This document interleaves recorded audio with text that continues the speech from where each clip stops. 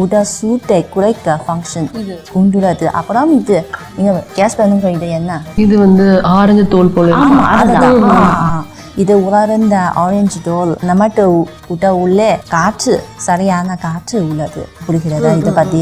ஆமா, maybe some நோய் ஏற்பட போட்டு இந்த காற்று சரியாக இயங்க முடியாது.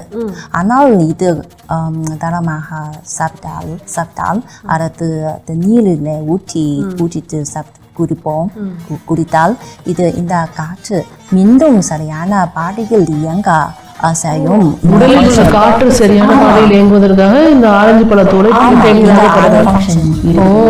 அதுதான். அப்புறம் இந்த அவங்க சிறப்பான வழிமுறையில் சூடு தண்ணீர் ஊற்றிட்டு ஆவிது வேக வைத்து இது கிடைக்கும். ஸோ இவ்வளோதான் அவங்க எடுத்துக்கிறாங்க. பெரிய சைஸ் கப்பலெல்லாம் வந்து ஊற்றிக்க மாட்டாங்க. அண்ட் இது வந்து ஜஸ்ட் சிப்ஸ். இது வந்து இந்த பாட்டிலே அழகாக இருக்கு. அதுலேயே ஒரு ஃபில்டர் மாதிரி வச்சிருக்காங்க.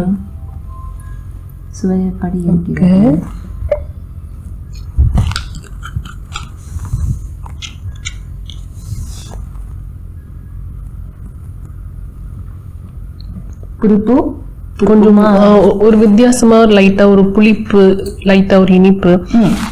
ஆக்சுவலி அது எப்படி இருக்குன்னா, வரும்ல சீக்காய் நம்ம வந்து தலையில அரைத்து குடிக்கும் ஒரு வாசம் வரும்ல, அது போன்ற வாசம் வருகிறது. சீக்காய்னா நிறைய பேருக்கு அங்க தெரியும், தலையில வந்து பயன்படுத்துவோம் சீக்காய். வாசம் வந்து அது மாதிரி இருக்கு. பட் குடிப்பதற்கு ஒன்றும் தெரியவில்லை. ஒரு சாதாரணமாக கேரள பகுதிகளில் வந்து சிகப்பு தண்ணீர்னு ஒண்ணு குடிப்பாங்க. அது போல இருக்கு.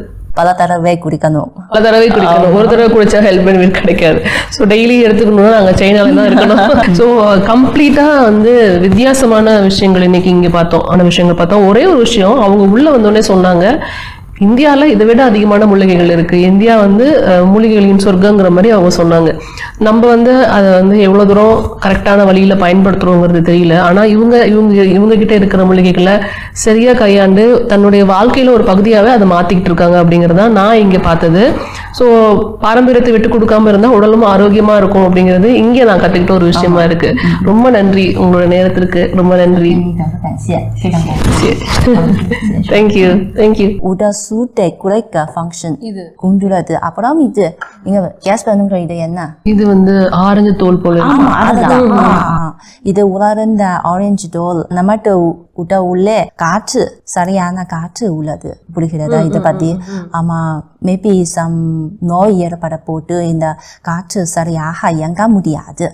ஆனால் இது தரமாக சாப்பிட்டால் அடுத்து நீரில் ஊற்றிட்டு குடித்தால் இந்த காற்று மீண்டும் சரியான பாதையில் இயங்க செய்யும். உடலில் காற்று சரியான பாதையில் இயங்குவதற்காக இந்த ஆரஞ்சு பழத்தோட அதுதான்.